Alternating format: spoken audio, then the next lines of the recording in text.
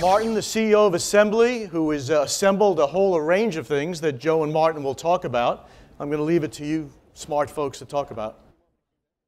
So I think when I started by introducing Lori, I mentioned that this is a unique opportunity because you're both, in my view, two of the transformers in the business. I don't want to lump you together, but I need to do a segue. And I do think that's a common theme that's going on here, which is you have an opportunity to reinvent things. I think you more so than Lori in a way. Lori got thrown a restructuring of a corporate nature. You have an opportunity to build something from the ground up. So before Martin joined MDC Partners and now Assembly, he had 25 years of experience working in a number of major agencies, working for brands, and most recently running Cara. The portfolio you have an opportunity to pull together now at Assembly, and just so you understand it, what happened was Martin came into MDC with a strategy and a plan, working with Steve Farella and now Miles Nadal, to reinvent an agency model, basically, and to use the best of breed assets he had within MDC's holdings to reorganize them and put them together in a way that would create a better beast, really. And I think you're still working through that. How long have you been here now? I started at MDC October last year, and then I kind of broke cover about March with Assembly. So it's still a pretty young enterprise, but I think a good starting point would be just explain your rationale, your logic, the vision you had for organizing Assembly, and kind of where you are in your pipeline right now. Well, my vision was to get the hell out of the media business, actually. I left Cara and had about 9 months off. And I said to my wife, if you see me anywhere near a media agency, take me out and shoot me. So that was the background to going back into the media business. But I got very lucky. I mean, very few people get a chance to spend a month, 9 months, whatever it is. You get quite a lot of time to reflect. I also spent some time at Wharton. I did the advanced management program there, and I met a guy there who, as a teacher, who actually made his name working with Jack Welch and a few other people, called Ram Charan. Mm-hmm. And he basically works with CEOs, proper CEOs, not people like me, but really big ones. You know, well, let me rephrase that: people running big companies. And he works with the relationship of how they work with boards. And someone at lunchtime said, well, you've met lots of CEOs, Ram, what's the thing that keeps them awake at night? And we're all sitting there thinking, well, it must be the turmoil in the capital markets or something that we've been taught over the last 6 to 8 weeks. And he said, no, it's really simple. Digitization is making the core competence of most businesses completely obsolete. And that set an alarm bell off in my head, because that's kind of what I felt was the problem with the industry, the media agency industry in the United States. And I didn't really know why. And he expressed it in a way when he was talking about Blockbuster. And he said that, you know, he was with the board of Blockbuster in a board meeting when they decided to use technology to reinforce and make it easier for you or I to walk into a Blockbuster, right, and go and get a DVD or whatever it was and not have to stand in line. And of course now we sit there and smile because they said, well, at the time, let's face it, Netflix is no threat whatsoever because it's a delivered in the post. And the rest is history. But the thing was that the technology was changing the core of businesses, and yet most businesses weren't changing. And I kept thinking back, David Verkland's here in the audience, he was right there at the genesis of Cara, which was the last agency of any scale to be built here. And when he did that, Mark Zuckerberg was in junior high school, right? Things have changed a wee bit since that time, and yet the industry looks the same as it did then. It really is the same. They're mostly built around TV buying companies, and every single agency was built to service an ad agency and the output of an ad agency. And that's what they did. And there's nothing wrong with that, but that's the building site that they live in today, and they're trying to use technology to improve that building and the operation they've got. If you started with a completely white sheet of paper, and I've always said, you know, there's some very, very smart people like Laurie and others running media agencies.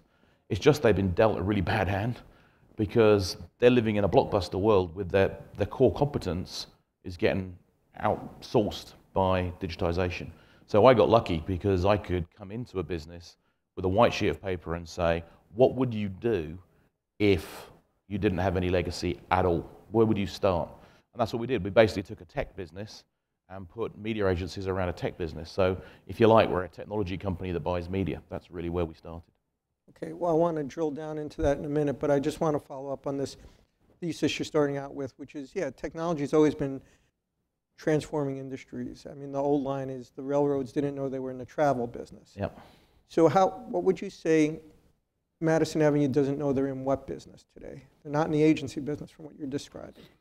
Yeah, I mean, I think the thing is we're still in the ideas business. The trouble is, if you deal with the volume of opportunities that live out there today, it's very difficult to live in the ideas business because you're running around trying to work out where the hell to put spots and dots. So if your mentality is, you know, we've really got to spend a lot of time looking at all this stuff and working it all out, and you're trying to let humans do that, you're going to fail. In the same way, if you go back, when I first arrived in the US 10 years ago, Goldman Sachs trader might be able to handle 70 stocks, maybe. Now his machine runs thousands of stocks and iterates it thousands of times a day. That was just totally impossible. So what we want to try and do is automate as much as we can of the bottom of the pyramid. And I keep thinking about media as a pyramid in that. I mean, it doesn't matter who you are, whether you happen to be Anheuser-Busch, who probably at the top of their media pyramid is the Super Bowl. Easy way of defining it for me is a media property around which you're prepared to build a marketing program. And then down the bottom of it is, I don't know, be careful here, but Oprah Winfrey Network at 3 a.m. in the morning. I mean, there's no one from Oprah Winfrey Network here, is there? Anyway, Oprah Winfrey at 3 a.m. It really is genuine, and there's just an atomized mass of opportunities in there, but it's like a needle in a haystack. And people aren't very good at being able to take that volume of information and deal with it. Trouble is, that's how we're set up. So what we said was, what you want to do, if you possibly can, is remove people from the bottom part of the equation when you're dealing with things that you're not going to be building marketing programs around. Automate the hell out of that, because machines actually are way, way better at understanding that, mathematics, than they are people trying to do that work. And yet let the people spend time doing the things that are really added value, because I do think creativity, really big ideas, do transform brands in ways that you can't do through machinery and engineering. But the machine and engineering is important to give people time to be able to do the other things. And that's, I think, where we're starting to see a big change. Because, you know, how many people come into the industry bright-eyed and bushy-tailed with their new degree, only to find themselves doing spotlight tagging for the next 6 months, and they leave, they get the hell out. Because honestly, it's a drag. I mean, you know, I asked the question numerous times, you know, how many people in the room do spreadsheets, media plans on spreadsheets, and everyone puts their hand up. And I said, well, okay, so how many spreadsheets do you do a year? I don't know how many Sears produce a year, but I bet it's thousands. I know we produce thousands of spreadsheets, all produced on Excel, all produced individually, all produced on a desktop. That's insane. And yet that's what kids are doing when they come to the business. So the idea of being a creative business is kind of bled out of them right at the beginning. It's bleached away from them by the drudgery of some of the work they have to do. So if you could remove all of that, I think you'd attract much smarter, brighter people, because they want to do brighter work. And it would also mean that you would hold on to people that really want to do interesting things rather than lose them because they say, hey, I'm out of here, I'm not doing this. So is it going to be an 80-20 rule? I think, not to cite another organization, but Interpublic has projected about 80% of all media will be bought programmatically at some point. But the 20% would be the highest touch part of the business, where the ideation and the creativity comes in. Is that more or less what you're... I think that's probably right, yeah. I mean, I don't know what the percentage is, I don't really care, because it would be different for everybody. Some people will buy very, very few things and spend a lot of time and effort building programs around those few things and not worry about the rest. And others will require to be out there all the time. You know, the interesting thing about, if you're a marketer today, you've got a major problem on your hands, which is you've got used to building fantastic creative work, mostly audio-visual, some kind of video. And, you know, you can say, okay, I'm producing this for Chevrolet and it's brilliant. And we're going to go on air on this date, and we're going to come off air on that date, and I'm going to control how many impacts I got.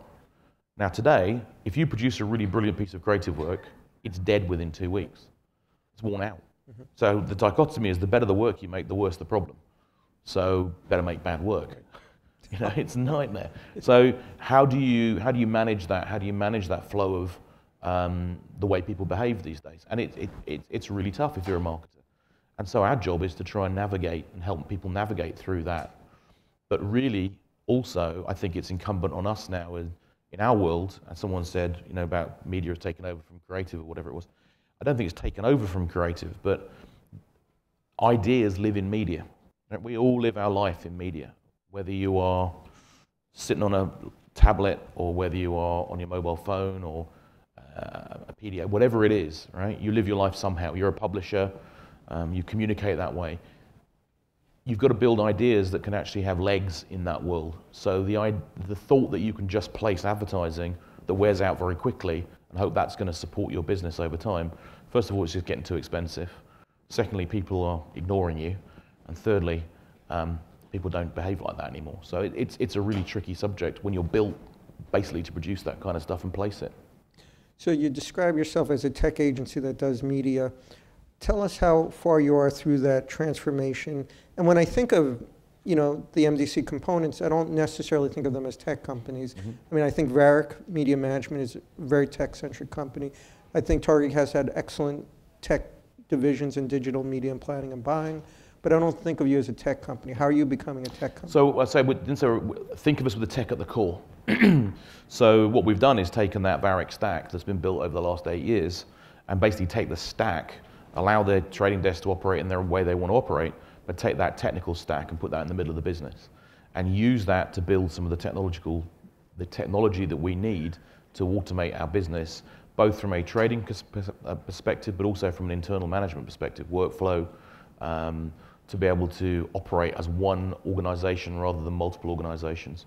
And it's, you know, would I say, you know, we've been live 7 months and we've done 4 mergers of 450 people around a technology business in 7 markets in the United States. So it would be, I'll be quite surprised myself if we had been, you know, we're at the end of the road, but trying to make sure that we do these things as we're moving along, or as an old boss of mine said, changing the wheels as you're driving, is what we've been charged with doing. And at the moment we're going okay. We haven't lost any clients. We're doing okay. The business is quite healthy. Right. You don't want to disrupt too much while you make this transformation. Yeah. You have real people, real accounts. Describe what you think it looks like whenever it's played out in a year or two. Where are you adding this technology? Are you building on top of that integral VMM stack, and are you going to bring in new resources? Where do you think the opportunity is to technify? Yeah, well, we're lucky in having, like, I don't know whether it's 3rd, 4th, 5th or 6th mover advantage, but we're certainly late to that game, right? So a lot of people spend a lot of time building stuff, which costs an enormous amount of money, is an enormous drain on resources, and actually, in all honesty, media communications companies aren't very good at building their own technology simply because it's a very different cultural mindset and a very different group of people that need to do that work. But the technological revolution that we've lived in means that these things are a bit like Lego. You know, you can stick them together. Right.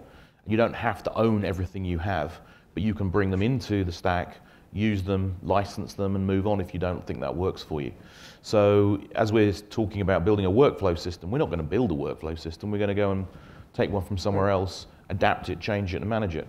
But one of the big projects we're working on is the dynamic creative versioning, where we're able to take creative in real time in video, and as we're buying in real time, know what creative work we need to put against what particular environment, and actually run it and change that out in real time and use it as a learning engine to start to say, well, you know, the car with the door open works better than the car with the door closed, or this offer works better than that offer, but actually take that to video now as well. So that's a project that will be out in Q1 next year, in fact, early January next year, that we spent quite a lot of time and effort on, because you know, if you think about coming from the MDC stable of creative agencies, I mean, we are about 10% of MDC's revenue. If you go to pretty much every other holding company, the media elements represent about 25 to 30%. So our headroom is high, but we've got to be, also our creative standards are extraordinarily high. If you think of 72 and Sunny, Crispin Porter, right, Anomaly, KBS, these guys. So you've got to be able to work with them, and that means you're going to have to develop things that add value and benefit to them as well. So creativity is a big part of what we're trying to do. And if you think about the people we've hired, you know, you take Jeff Brooks, who until I met him in a restaurant by mistake, was CEO of MC Saatchi.